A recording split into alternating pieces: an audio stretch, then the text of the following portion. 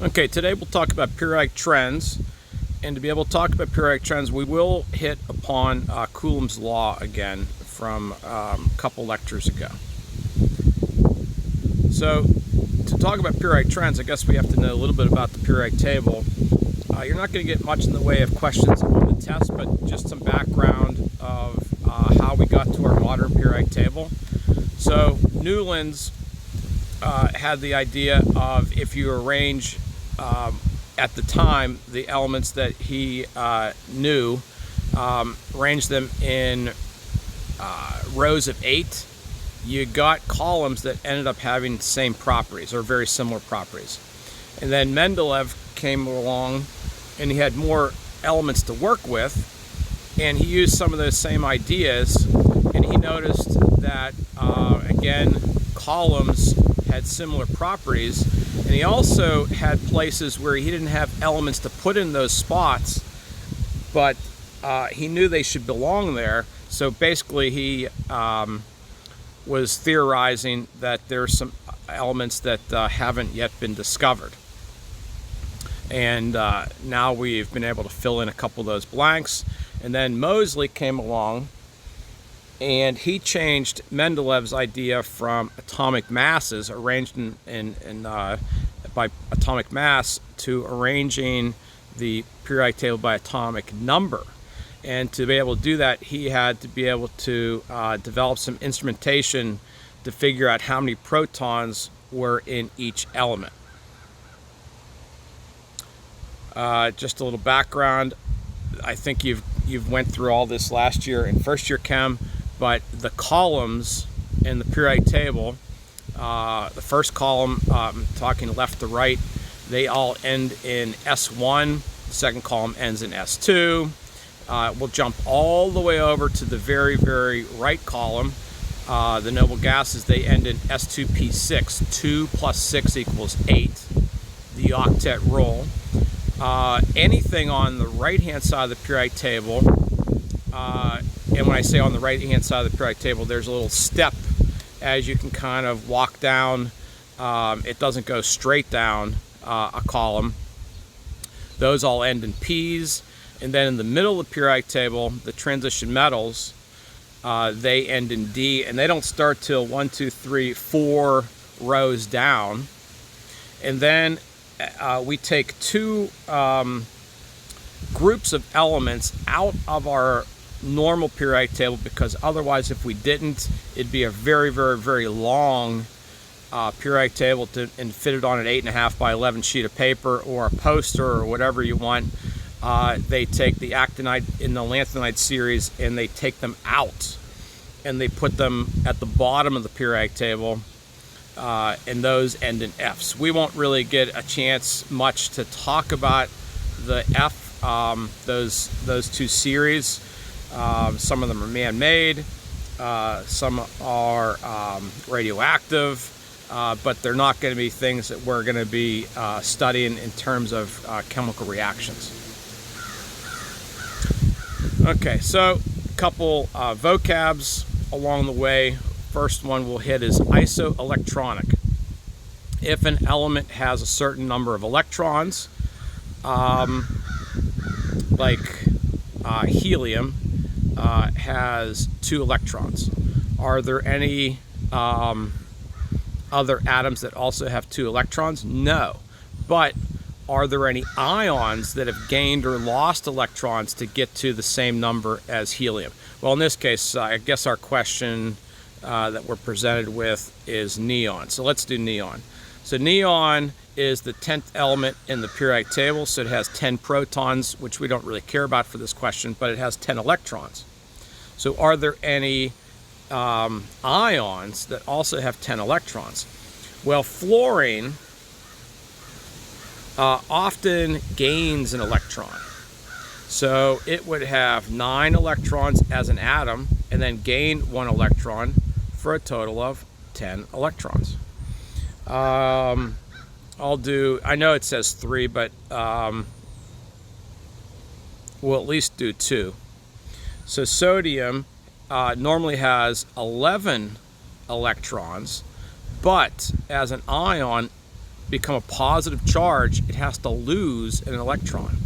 So subtract 1 electron, and now it has 10 electrons. I'm not going to write it down, but calcium, you know what, I will write it down.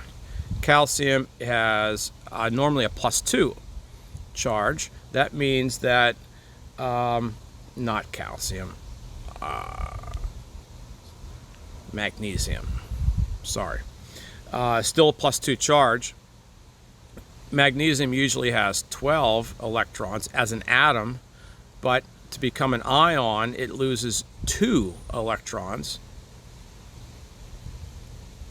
for a total of 10. So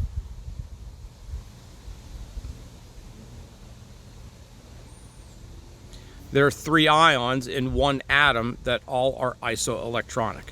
That will definitely be a test question where I give you something and then you have to give me something else that is isoelectronic with it. So isoelectronic just means it has to have the same number of electrons.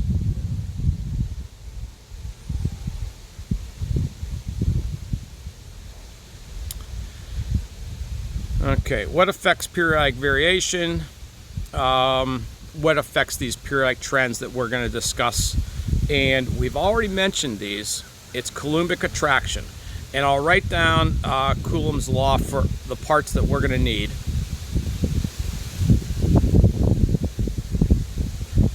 And I think this is going to be written later on also.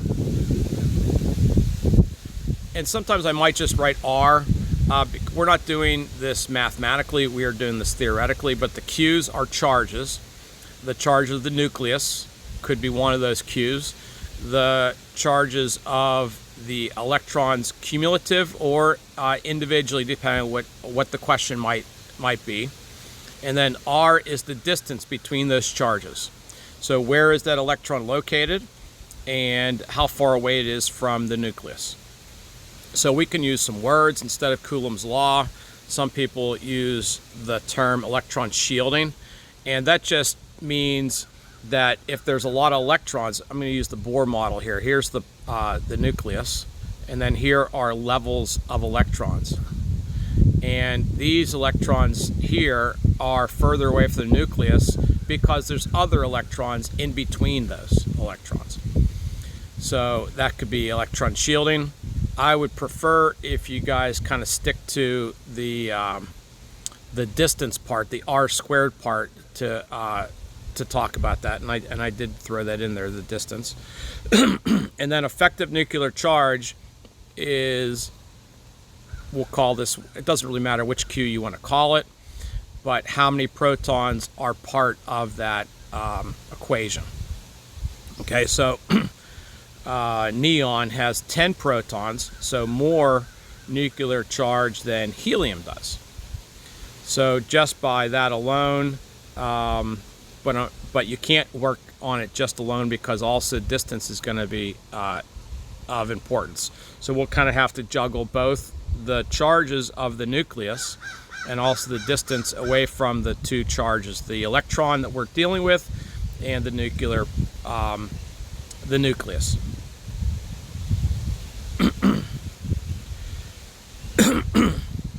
Okay, so first trend we're going to deal with is radius.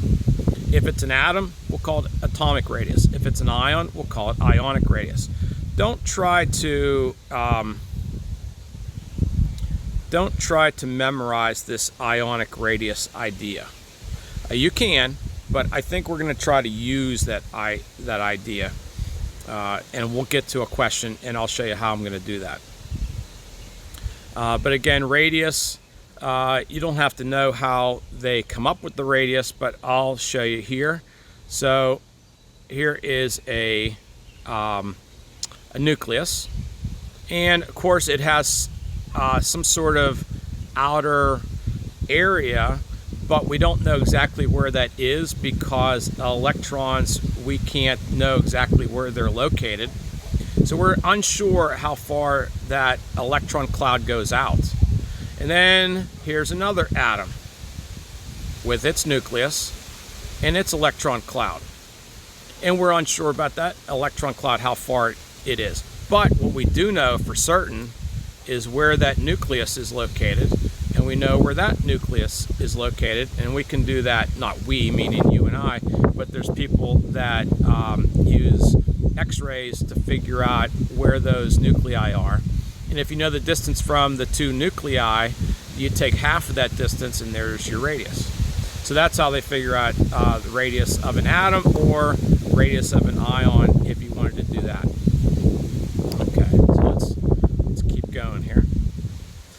So here is a lot of information. We don't need all of that information. You're not memorizing any of those numbers, but we're going to think about the trend. So the trend would be from bottom left. Now this is an incomplete periodic table here, but the trend would continue on for our entirety of the periodic table.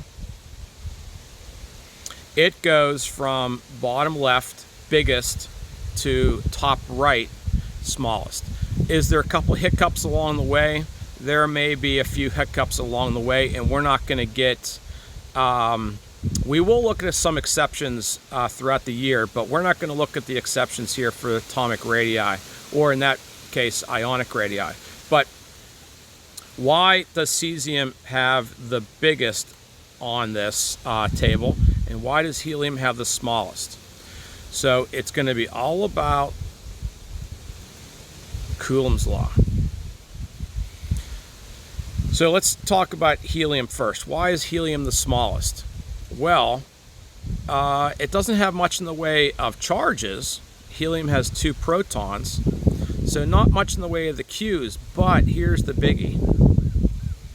It doesn't have any layers of electrons. So it's 2 electrons. Now again, I'm always going to be using the Bohr model, even though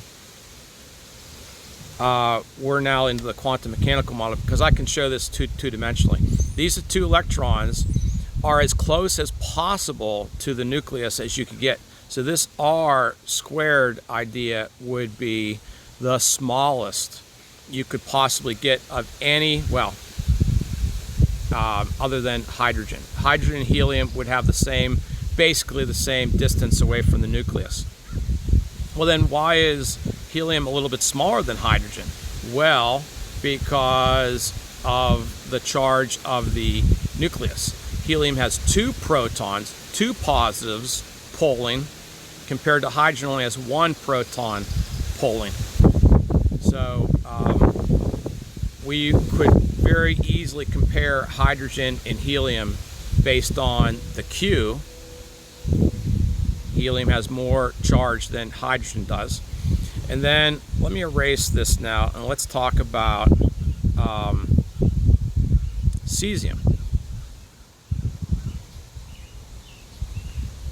Okay, we still have our trend.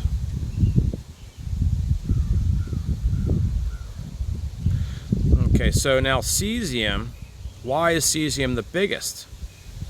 Yes, it has a tremendous amount. It has 55 protons, so it has a lot of Q.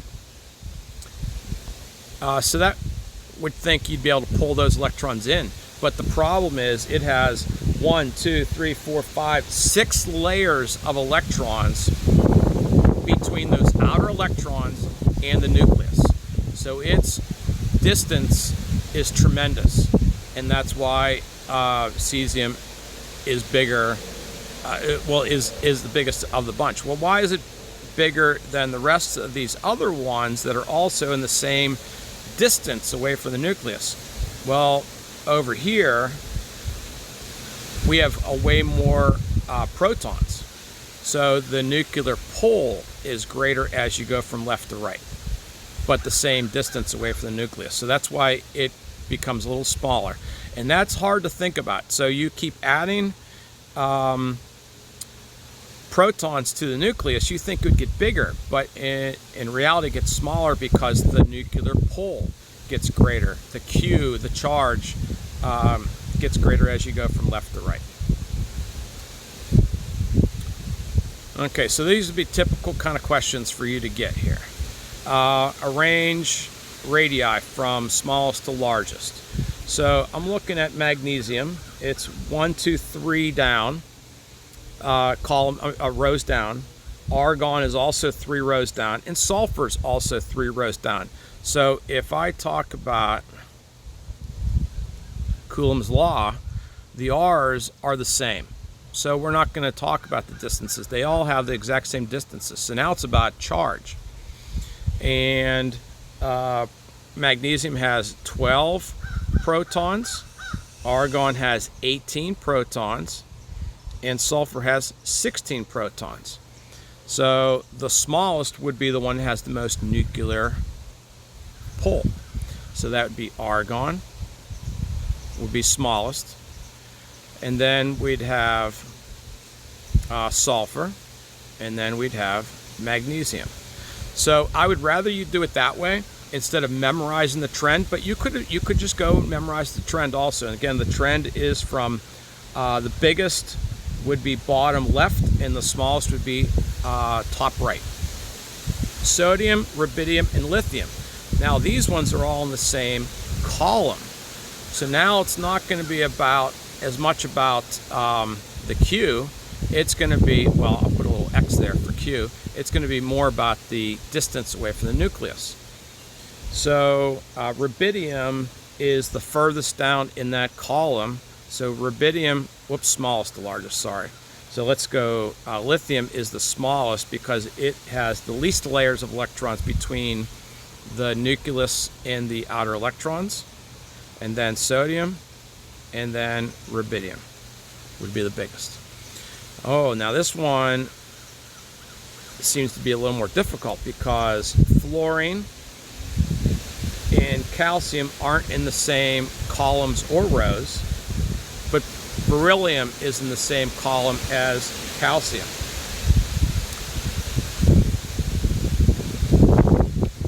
So if you have to choose between rows and columns, it's going to be typically about the distance away from the nucleus. That's going to be more important.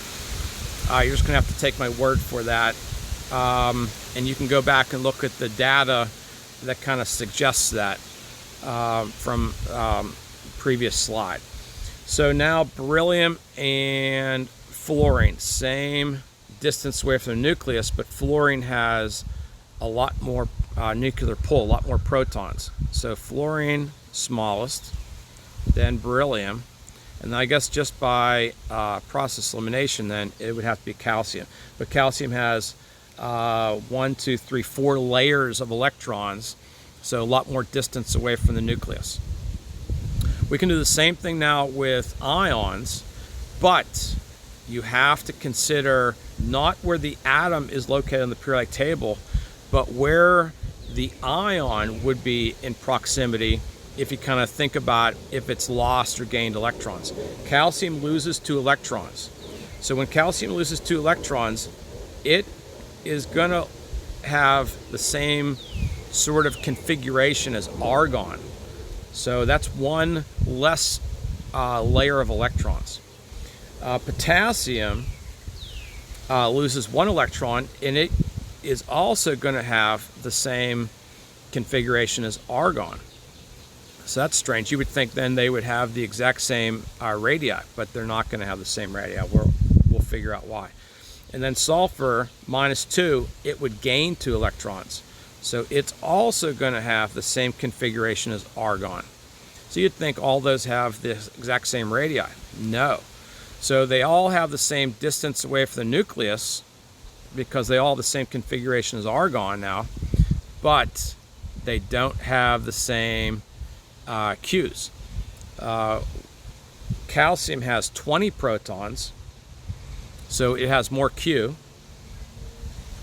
So calcium ions are going to be the smallest. And then potassium has 19, not quite as many protons, nuclear pull as calcium ions.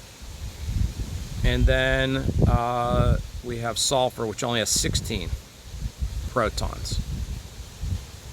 Okay. Now we have a mixed bag. We have atoms and ions. So let's break this down. Magnesium has 12 protons, 12 electrons. Magnesium ions, 12 protons, 10 electrons. It has one less layer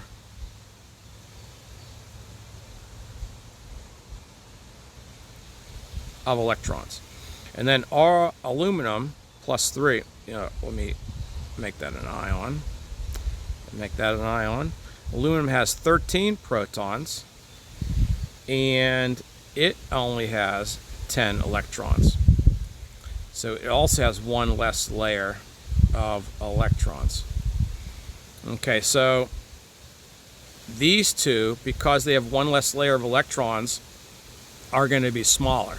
Now, which of those are going to be smaller? 13 protons can pull in a little bit better than 12. So aluminum ions are the smallest, then magnesium ions, and then magnesium. I would say this would be kind of a very typical kind of question. Okay, so another trend, ionization energy. How much energy does it take to lose an electron?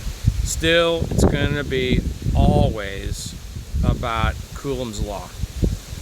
So if there's a lot of Coulombic attraction, then it's going to be hard to lose an electron. If there's not much Coulombic attraction, it's going to be easy to lose an electron.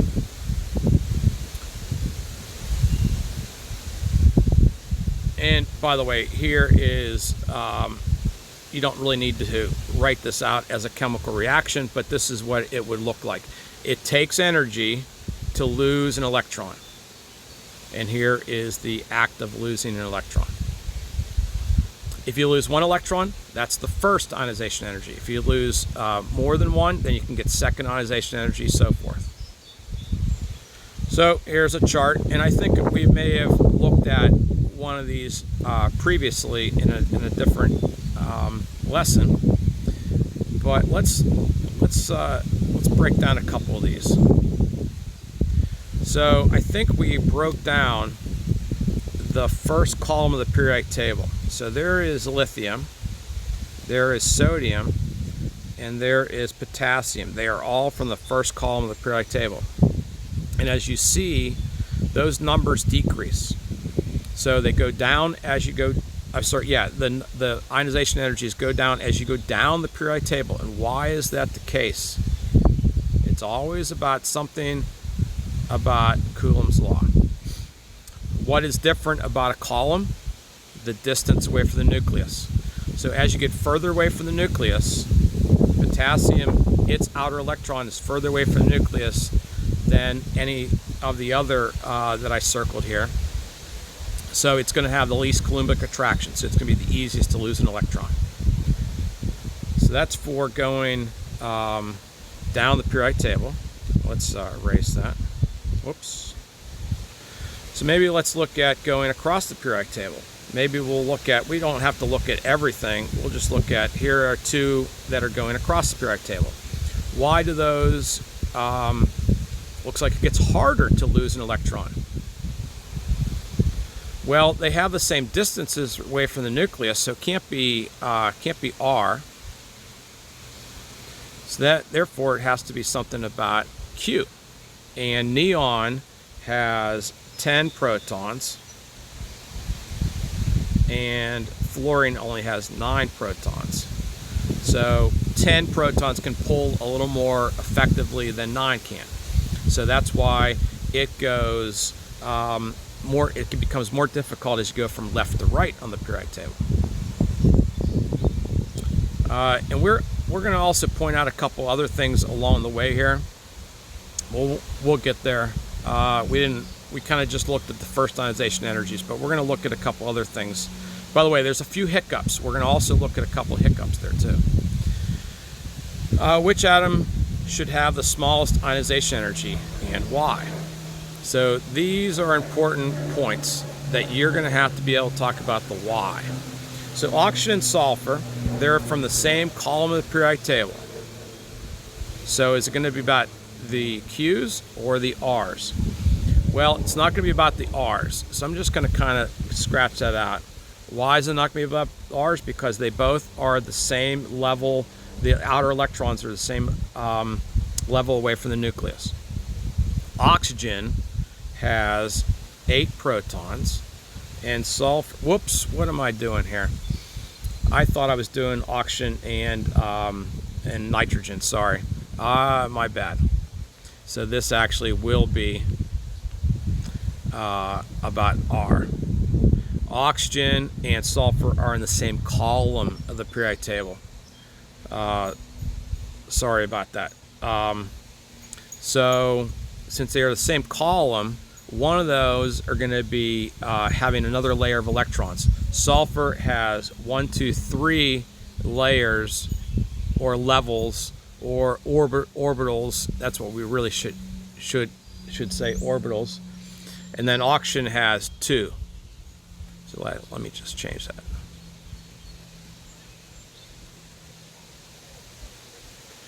Actually, what we should do is call them energy levels.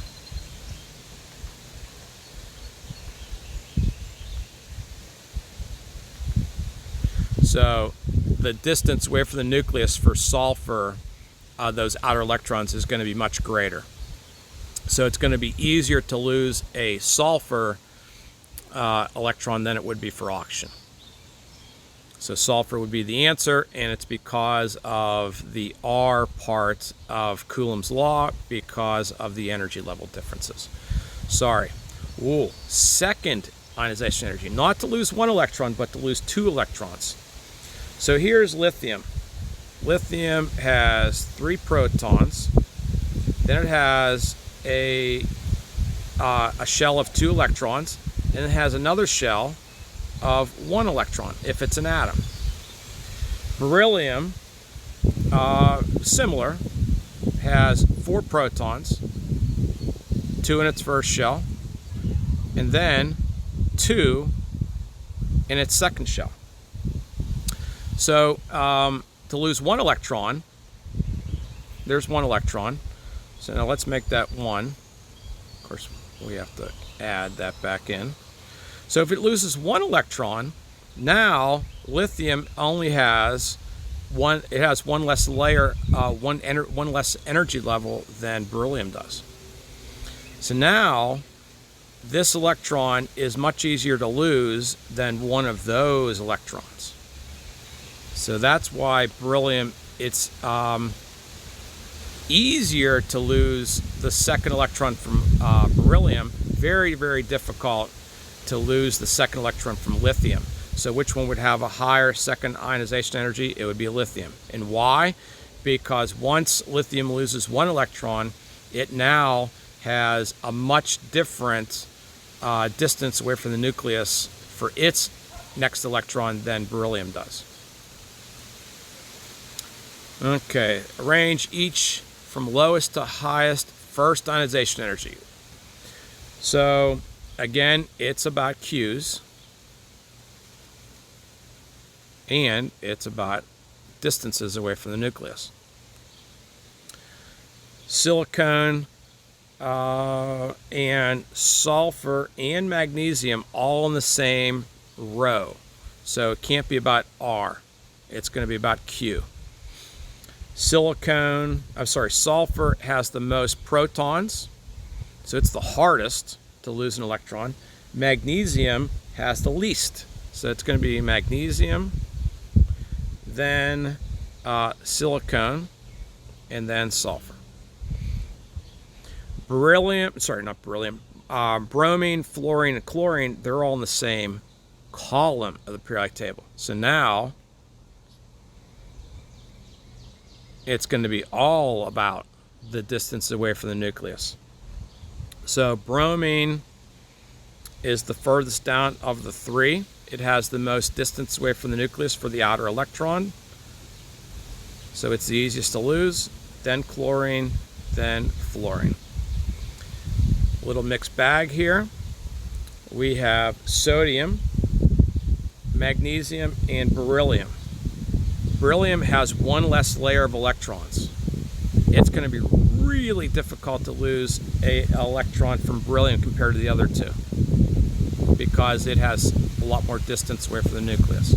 Sorry, less distance than the other 2. Sodium and magnesium, they have the same distances, so now not about distance for those two, it's about charge. And magnesium has one more proton than sodium, so sodium would be the easiest to lose, and then magnesium, then beryllium. Another typical question. Match the elements with the following ionization energy measurements. So going back to what we just did before, that one about lithium, I think it was lithium and beryllium. Once lithium loses one electron, it's tremendously difficult for it to lose a second electron because it's lost a layer of electrons. So basically, whatever column of the periodic table it is, that's how many electrons it could easily lose before it becoming a lot more difficult to lose the next one. And these numbers might reflect that. 578, not too bad. 1800, well, that's a decent jump. 2750, a little, yeah, it's okay. But then this massive jump between 2750 and 11,600. So that means it's relatively easy to lose 1, 2, 3, but tremendously difficult to lose 4. So this would probably be a +3 ion, something from the third column of the periodic table. What's on the third column of the periodic table? Aluminum. When I say third column, we're skipping the transition metals. And if you haven't noticed, with these kind of questions, we haven't been working with the transition metals because the transition metals also deal with d orbitals, and we haven't really been messing with those yet. Okay, so now where's the big jump for B? It looks like it's right here. It goes from 9,400 to 53,000. That's the biggest jump.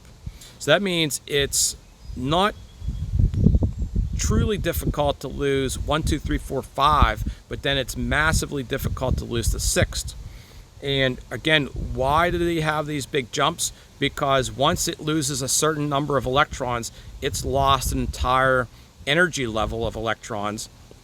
And then the distance from the nucleus is much shorter for the next electron. So what column with the periodic table would we like to see this from? The 5th column. Again, we're skipping the transition metals, and the 5th column over would be 1, 2, 3, 4, 5. That's nitrogen's column. Do we have? Oh, we do have nitrogen. Nice. This would actually show it as a +5 ion, and we're not going to really usually see nitrogen lose 5 electrons. We're going to typically see it sharing electrons. And we'll get to that a little bit later in the year. Carbon, not carbon, C. I don't know why I said carbon.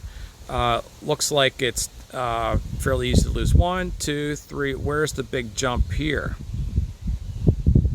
Looks like actually, if I look at that, 496 to 4,500, that's a massive jump, a tenfold jump, and you don't really get that jump anywhere else. So where would that be? That would be sodium. And why? Because it's typically easy to lose 1 electron, but then very difficult to lose the next one because it's lost an energy level of electrons. Exceptions. AP, we love exceptions. So now we have to explain some things here. So beryllium has 4 protons, and it has a configuration of 1s2, 2s2. Let's put the actual orbital diagrams in here too. Okay, then boron has 5 electrons, so it has more nuclear pull. So boron should be harder to lose an electron, because same number of layers of energy levels, but more nuclear pull. But it turns out that boron, it's actually easier to lose an electron. Well, why would that be? So let's look at the configuration for that one. It's 1s2, 2s2, 2p1. So its orbital diagram starts off the same as beryllium, but then it has a 2p 1.